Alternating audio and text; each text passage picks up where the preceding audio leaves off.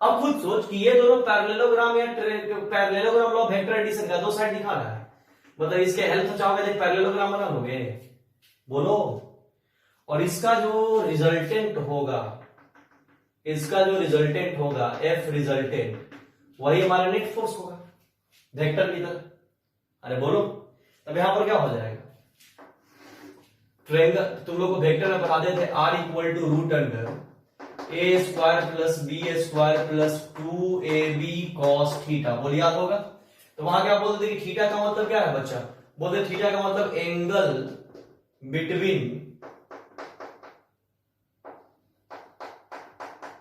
Between two vector.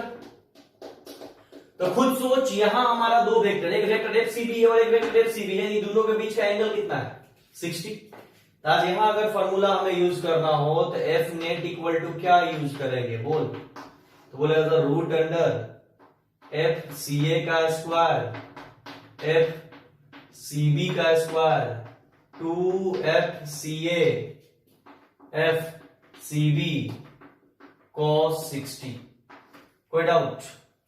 तो खुद सोच, यहां हमारा एफ नेट क्या हो जाएगा, एफ नेट हो जाएगा यहां पर मेरा रूट अंडर एफ सी ए के जगह पर कितना होगा, के Q square by a square का होल स्क्वायर, फिर एफ सी बी भी क्या होगा, के Q square by a square का होल स्क्वायर प्लस, ये दोनों तो सेम है, देख एफ सी और सी भी सेम है, दो बार जो लिखेंगे ऐसे क्यों ना एक बार ही लिख के स्क्वायर मार दे फिर, तो 2 इंटू के Q square by a square का होल स्क्वायर, डायरेक्ट हो गया एफ सी सी भी पक्का। और cos 60 कितना होता है, तो साइन 30 होता है 1/2, तो cos 60 1/2, 2 से 2 उड़ जाएगा, सही लिखे ना cos 60 1/2। चलो cos 90, हाँ ठीक। तो अब यहां पर ये उड़ जाएगा तो क्या बचेगा, ये बचेगा के Q square by a square का होल स्क्वायर 3 के क्यू स्क्वायर, यानी रूट अंडर एफ नेट क्या निकल जाएगा, रूट 3 के Q square by a square, n होगा जी, इतना का स्क्वायर इतना का स्क्वायर इतना, 3 इंटू इतना का स्क्वायर, तो 3 रूट के अंदर आ जाएगा, इतना का स्क्वायर बाहर निकाल लेंगे तो इतना बाहर आ जाएगा, पक्का। कोई डाउट? मेरे समझ से तो कोई डाउट नहीं होगा, ये सिंपल है, नोट कर लो।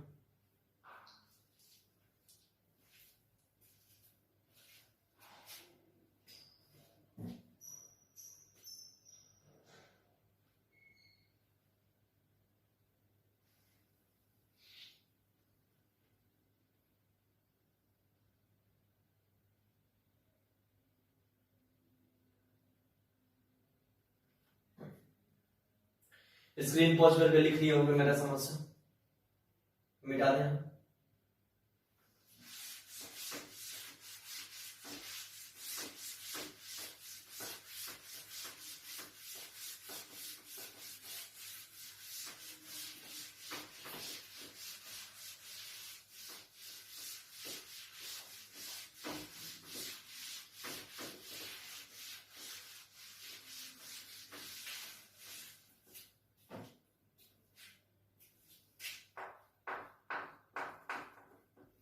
अब बात करते हैं क्या कि जैसे मान लो कि स्क्वायर दे दिया,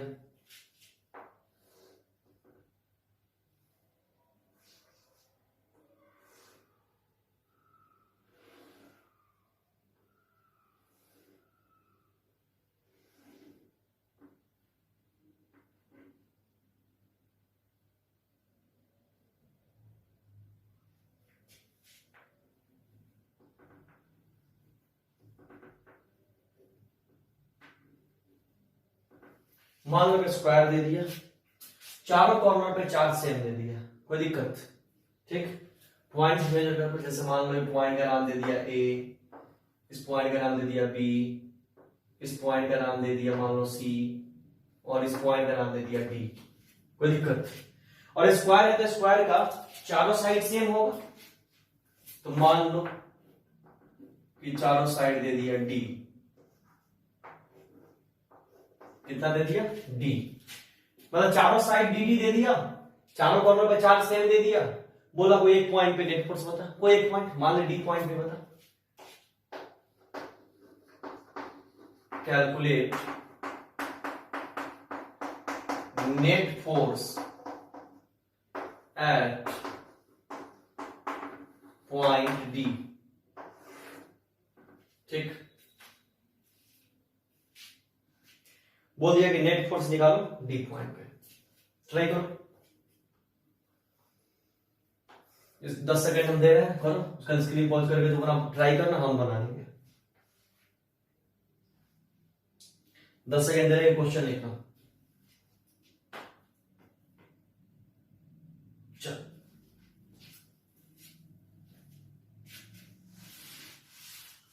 अब तुम देखोगे, तुमको समझ आएगा। एक कलर और यूज करते हैं, रेड वाला मार्कर हो कहीं।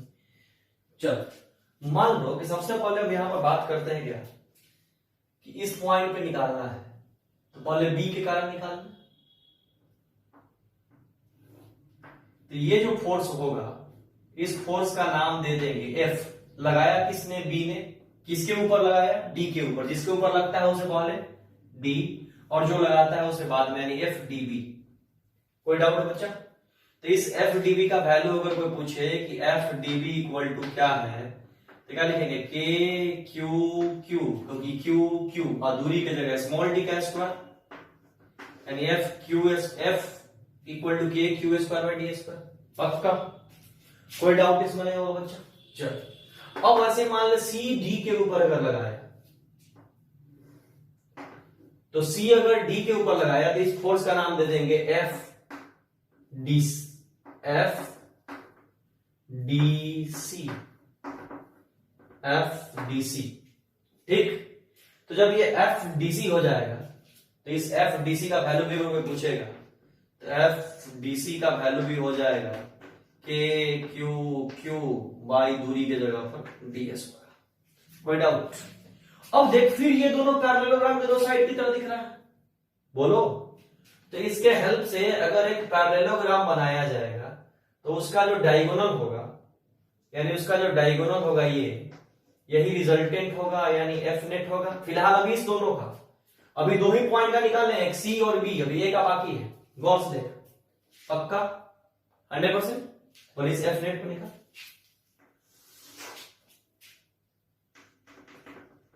एफ नेट इक्वल टू क्या हो जाएगा, रूट अंडर एफ डीबी का स्क्वायर प्लस एफ डीसी का स्क्वायर प्लस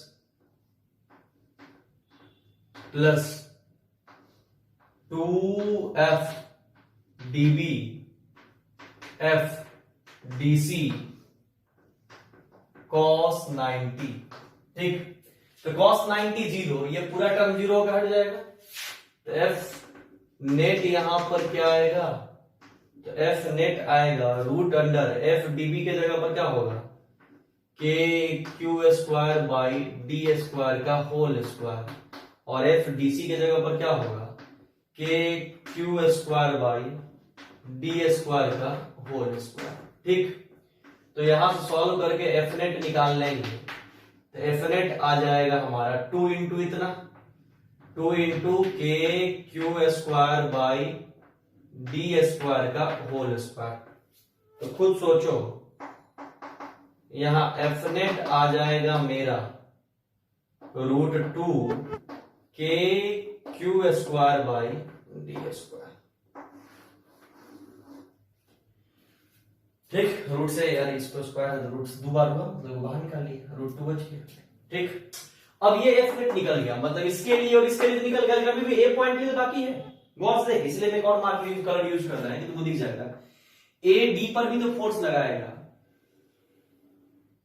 गौर से देख, ए डी पे भी तो फोर्स लगाएगा, और इस फोर्स का डायरेक्शन ये होगा, और इस फोर्स का नाम होगा एफ डी ए। खुद देख, इस फोर्स का नाम ही क्या होगा, एफ डी ए। दिख रहा होगा अच्छे से? तो सोच, एफ डी ए का वैल्यू तो निकालना पड़ेगा ये, तो ये दोनों के बीच का दूरी क्या होगा, तो खुद सोच कि अगर ये डी है और अगर ये डी है तो हाइपोटेनस क्या हो जाएगा, √2d। रूट अंडर इतना का स्क्वायर प्लस इतना का स्क्वायर, डी स्क्वायर तो √2d स्क्वायर, तो √2 अंदर आ जाएगा डी, तो ये यहां से यहां का दूरी √2d होगा। पूरा मोरा में जो बच्चा पढ़ा हुआ होगा उसको समझ में आ रहा होगा कि ये दूरी √2d होगा ना जी। तो मान लो चौक से ही लिखे, व्हाइट कलर में दिखाई देगा अच्छे से। मान लो एक मिनट, तो ये वाला दूरी √2d होगा। अरे होगा, इसमें तो कोई डाउट। अरे ये डी हाइपोटेनस निकालोगे। और कूलम्स लॉ क्या बोलता है कि दोनों के बीच का दूरी, तो क्या हो जाएगा एफ डी ए यहां पर क्या हो जाएगा KQ बाई दूरी की जगह पर √2d का होल स्क्वायर। तो जब इसको बच्चा हम लोग सॉल्व करेंगे तो FDA मेरा निकल के आएगा KQ square by 2d square, KQ square by 2d square. इसमें कोई दिक्कत? अब सोच, ये FDA और ये Fnet दोनों एक लाइन पे है, तो जब कोई दो फोर्स एक लाइन पे और सेम डायरेक्शन में रहता है तो वहां वेक्टर अलजेब्रा नहीं लगाते, उसको डायरेक्ट जोड़ देते हैं। यानी F टोटल जो निकल के आएगा पूरे सिस्टम का, वह F टोटल क्या होगा, F टोटल जो होगा वो होगा Fnet प्लस FDA। अभी दोनों को जोड़ देंगे तो कितना हो जाएगा, खुद देख ले, √2 KQ square by D square plus KQ square by 2d square. अब इसको जोड़ लो, अपना एलसीएम कर लो, जो आएगा आंसर। समझ में आ रहा है कैसे बनाते हैं? ये तो सिंपल है, एकदम प्योर प्रैक्टिस है। ये सब लेवल पढ़ाया गया, माइनस लेवल क्वेश्चन, लेवल हम नहीं पढ़ाया क्वेश्चन। आप धीरे धीरे मैकेनिक्स घुसाते जाएंगे, क्वेश्चन को अच्छा करते जाएंगे। डिफरेंशिएशन वगैरह, इंटीग्रेशन वगैरह सब लाएंगे क्वेश्चन। और इसको आराम से पहले करो कि अभी हम आज के लेक्चर में उतना ही करवाएंगे जिससे आज का होमवर्क बन जाए बस। अगले लेक्चर में आएंगे तो क्वेश्चन का लेवल और तगड़ा होगा, जहां से तुमको एकदम आईआईटी लेवल पे लेके जाएंगे। ठीक, पहले इसको नोट कर लो।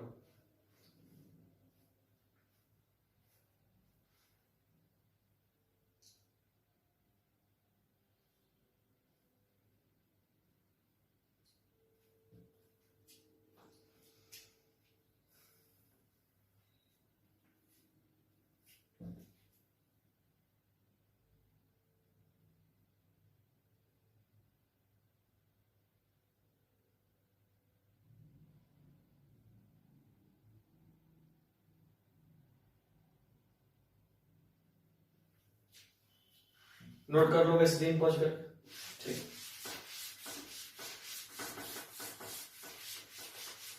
आप करोगे कि पहले होमवर्क देते हैं फिर आगे बात करेंगे। होमवर्क का मतलब है कि एनसीईआरटी का, एनसीईआरटी इसलिए एनसीईआरटी के साथ में लेके चलेंगे कि सीट वगैरह तो डिस्कस हो जाएगा, एनसीईआरटी के साथ में लेके चलना कि बोर्ड एग्जाम की गड़बड़ ना हो। तो आपको दिमाग में रखना है कि एनसीईआरटी का क्वेश्चन नंबर 1 पे एक्सरसाइज पेज नंबर कितना है, page number 46, NCERT page 46। Question जो भी बन जाएगा इस पे आपसे 1 2 3 4 5 4 थ्योरी है बेटा, तो 1 2 3 5 6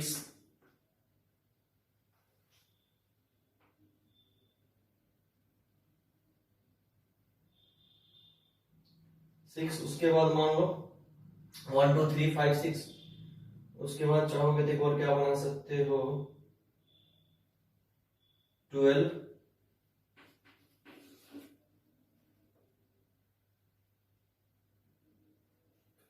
13।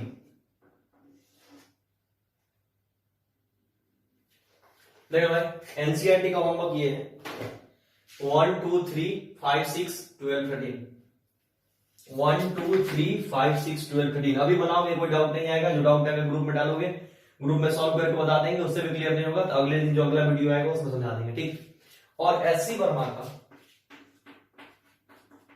Question number 1 to 19।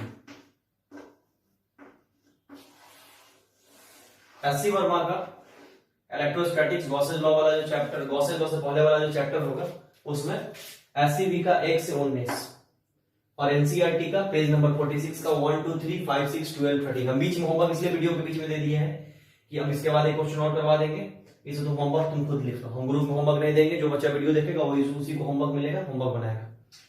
Page number इतना एनसीईआरटी के लिए हुआ और एससी वर्मा का 1 से 19 ये बनाना है, एकदम पूरा बन जाएगा, जो डाउट आएगा पूछना है ग्रुप में, ठीक। चलो अब एक क्वेश्चन और मान लो इसमें तुम करवा दें।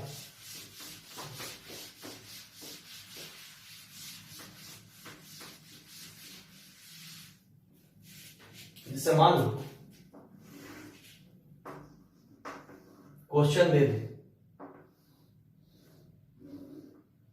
कि एक्स स्क्वायर है, पॉइंट मान लो जैसे ए बी सी डी। अब क्या बोले कि चारों कॉर्नर पे चार्ज सेम है, जैसे मान लो यहां भी क्यू, यहां भी क्यू, यहां भी क्यू, यहां भी क्यू, चारों साइड मान लो दे दिया डी डी या ए मान लो स्मॉल है, चारों साइड ए, कोई दिक्कत।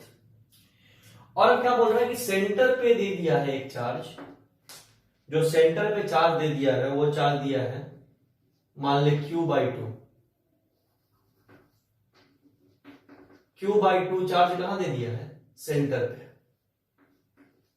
तो बोल रहा है कि इसका नेट फोर्स बता, तो कुछ नहीं करेंगे, कॉमन सेंस लगा, जब भी ऐसा क्वेश्चन देगा कि F net at centre, F net at centre, तो जब भी ऐसा देगा तो कुछ नहीं करेंगे, कॉमन सेंस लगा, ये इस पे फोर्स लगाएगा, इसका डायरेक्शन ये, ये इस पे फोर्स लगाएगा, इसका डायरेक्शन ये, फिर ये इस पे फोर्स लगाएगा, इसका डायरेक्शन ये, और ये इस पे फोर्स लगाएगा, इसका डायरेक्शन ये। गौर से देख, और दूरी यहां से यहां का, यहां से यहां का, यहां से यहां का, यहां से यहां का सेम रहेगा, चार्ज का वैल्यू सेम रहेगा, Q into Q/2, Q into Q/2, Q into Q सब। तो ये दोनों एक दूसरे को कैंसिल कर देंगे और ये दोनों एक दूसरे को कैंसिल कर देंगे। जब इस टाइप का क्वेश्चन दिखे कि चार्ज सेम दे दे तो बोले कि सेंटर पे एफ नेट होता, एफ नेट यहां क्या हो जाएगा? जीरो। ये कैंसिल, ये कैंसिल, एफ नेट जीरो, ठीक। अब अगले लेक्चर में आएंगे तो मान लो कि दे देगा, दो चार्ज दे देगा, बोलेगा तीसरे चार्ज को परपेंडिकुलर कहां रखे कि फोर्स मैक्सिमम हो, उसमें डिफरेंशिएशन वगैरह आएगा, देखो थोड़ा डिफरेंशिएशन बता करके फिर आपको कुछ मिक्स ग्रुप पे आएगा, प्रिंसिपल पे लंबा लंबा क्वेश्चन आएगा जिसमें आपका आएगा कि n नंबर ऑफ टर्म्स तक दिया रहेगा चार्ज, तब एफ नेट निकालना होगा वो, या मान लो टेंशन का क्वेश्चन, फिर सर्कुलर मोशन का क्वेश्चन, वो सब को मैकेनिक्स में रिलेट करके कैसे, सॉरी इलेक्ट्रोस्टैटिक्स में रिलेट करके कैसे बनाते हैं वो अगले वीडियो बताएंगे, ठीक। तब तक के लिए बच्चे आज के वीडियो में इतना ही। एनसीईआरटी का होमवर्क रहा क्वेश्चन नंबर 1 2 3 5 6 12 13 और एससी वर्मा का होमवर्क रहा 1 to 19। इतना आपको कंप्लीट करना है आज, कल ग्रुप में जो डाउट आएगा पूछना है, अगर ज्यादा डाउट रहा, क्लियर ना हो पाया तो वीडियो में भी बोलिएगा, डाल देंगे अगले दिन के। फिर इसके आगे आते हैं तो अगले दिन अभी क्वेश्चंस करवाएंगे, इसमें फोर्स के मैक्सिमम होने पर कैसे निकालते हैं, टेंशन का कैसे निकालेंगे कॉन्सेप्ट, मतलब वही, उसके बाद आपको सर्कुलर मोशन टाइप का कॉन्सेप्ट कैसे इलेक्ट्रोस्टैटिक्स में यूज करेंगे, वो सारा कॉन्सेप्ट हम देंगे, ठीक। और फिर तब आगे रिलेटिव परमिटिविटी के बारे में पढ़ाएंगे। अगला लेक्चर कंप्लीट न्यूमेरिकल का जाएगा, उसके बाद फिर आपको अगला थ्योरी मिलेगा, ठीक है। Thank you.